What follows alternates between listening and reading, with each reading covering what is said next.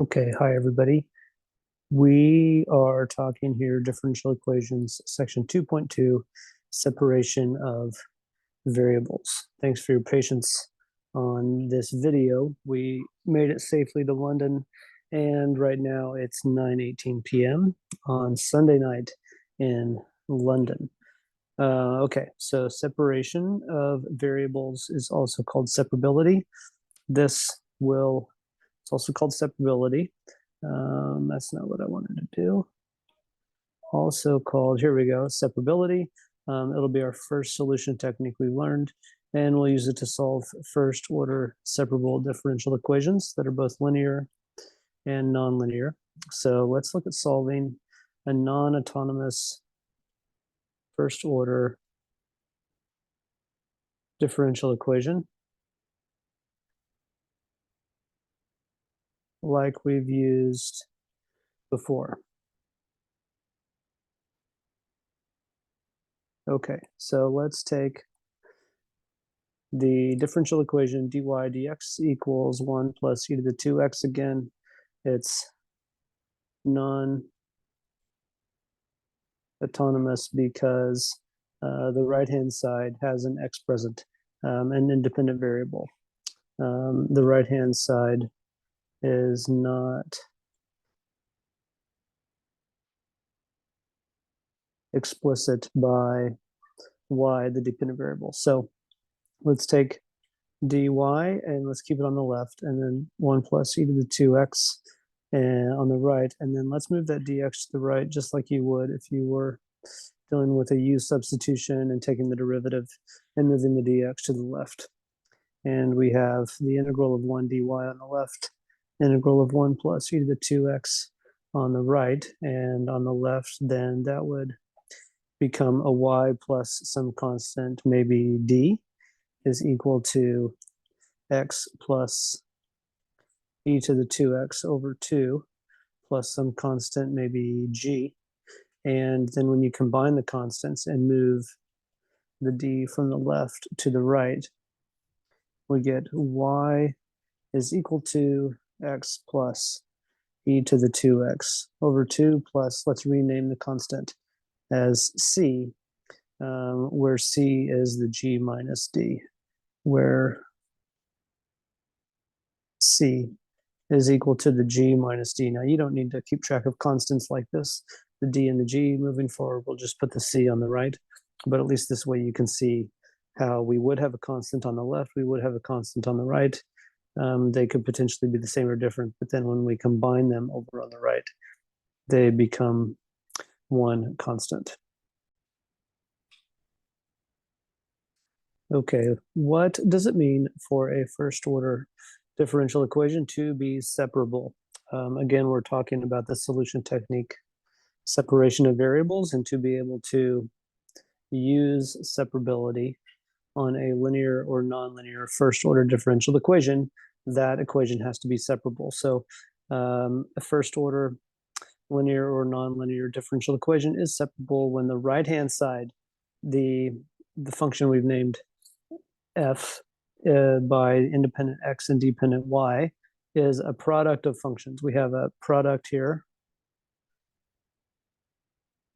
product of two expressions, an x expression or an independent variable expression. And so I'll change it to an independent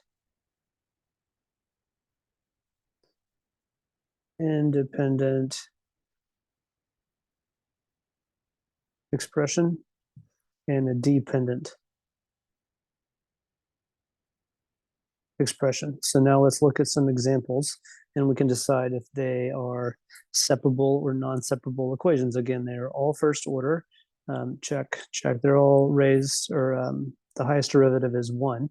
And then let's look at when the derivative is on the left and everything else is on the right. Let's check to see if the right-hand side is a product of an independent expression and a dependent expression. The first one, here's your independent expression. Here's the dependent expression, and it's a product. So this is separable, that first equation. Let's see, number 2. Right now it's not a product, but maybe we could factor, if you factor out, let's see, a t, then we'd be left with y plus 1. And now, yes, we have an independent t, dependent y plus 1, and it's a product. So this equation is separable. The third one, it's only in terms of t, but we could treat it as an independent expression times a constant, which would be in terms of the dependent variable. So yes, and it's a product. So yes, separable. But this last one, we have independent x, dependent z, but it's a plus, not a product. So not separable. Even if we tried to factor out an x or factor out a z, we'd still not end up with two expressions. One in terms of x, one in terms of z. Next up, we will look at solving differential equations with separability. Okay, here we are with number 1. I think we're going to look at 1, 2, 3, and a fourth one. Okay, so let's go to number 1. And we're solving a differential equation. We're going to use separability because it's first order. It's a linear differential equation, could be linear or nonlinear, and use separability, but specifically because it is a separable differential equation, we're going to look for an explicit solution, meaning we're going to look for a solution that's y is equal to a right-hand side that's explicit by the independent variable. So let's collect all the, we're going to treat dy dx as a fraction, even though it's not really. And we're going to move all the y pieces to the left side of the equation and all the x pieces to the right. So here's our equal sign. We have a dy on the left. If we divided both sides by y, then we'd get 1 over y on the right, or sorry, on the left. And then we currently have an x squared. We'd multiply the dx over. Then the next step would be to integrate, and we'd end up with natural log absolute value y is x cubed over 3 plus our constant, and that constant again is the collected constant from both sides of the equation. Now we want to remove the, let's see, this right now, this is our implicit solution. Implicit solution because it's not a y equals something or an x equals something. It's a solution to the equation, but it has x's and y mixed around with it. So now we want to solve explicitly for y in terms of x. We want to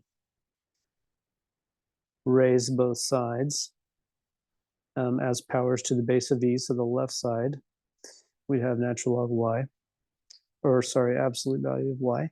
On the left, this is an e raised to all of this stuff. And just for a quick little refresher, if you had a to the x plus y, this is the same as a to the x times a to the y. So we end up with an e to the x cubed over 3 times an e to the c.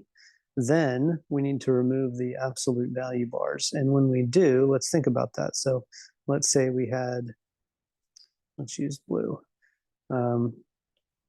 The absolute value of something is 5.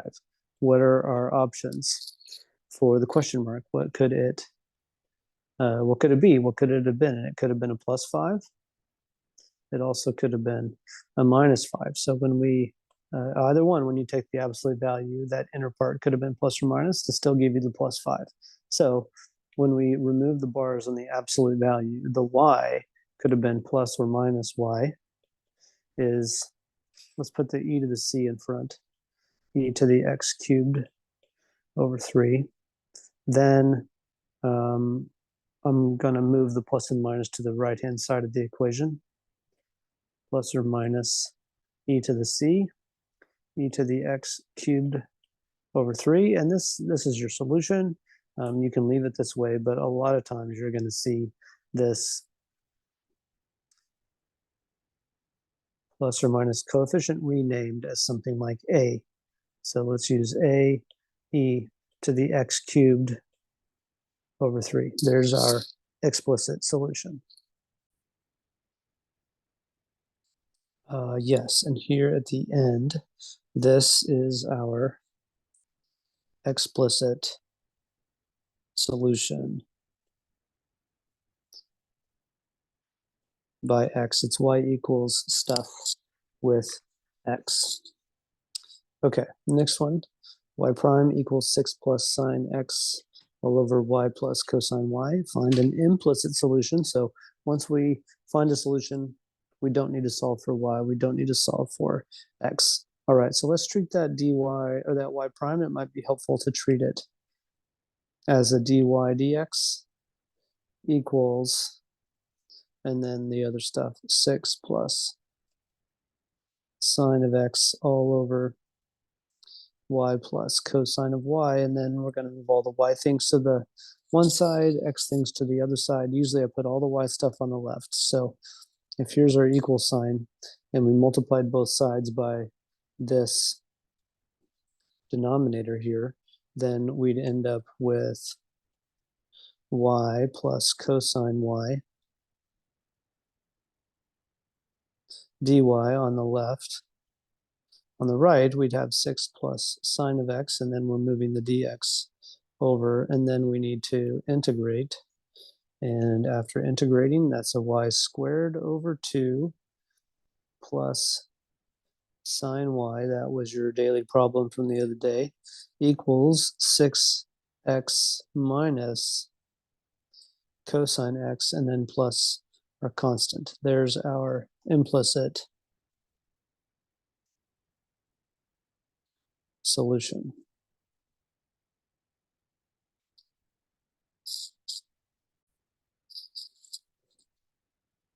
Here is our third one. We have one more after this. This time we're going to find an explicit solution to the initial value problem. Here's your differential equation. Here's the initial condition. So we're going to solve the differential equation, and then to recover the constant, we're going to plug in the initial condition to change the constant from a constant to an actual value. Now, this is a first order differential equation. It's non-linear because take the y prime, for example.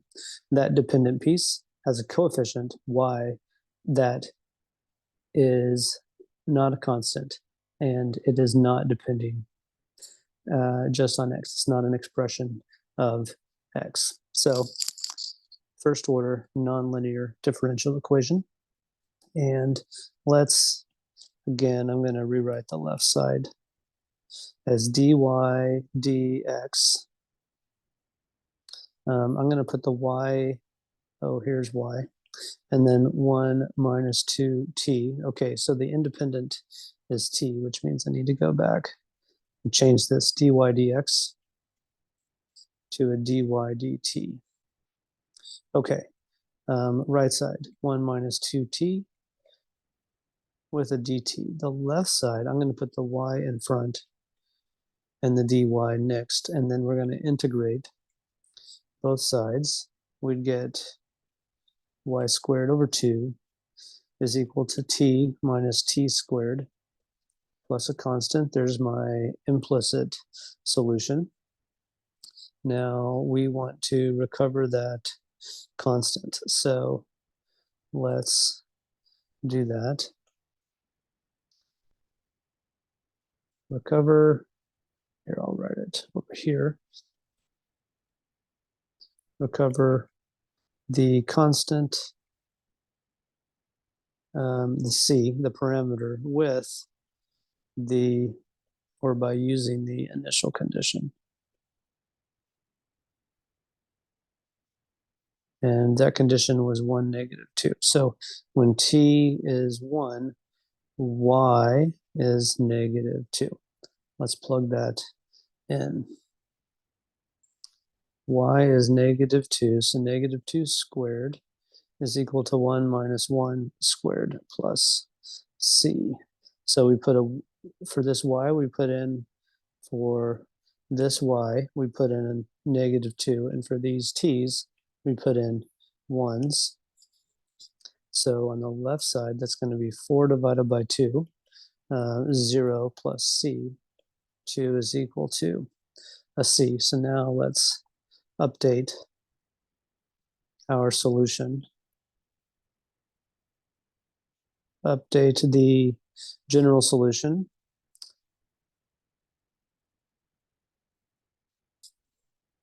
Which we had y squared over 2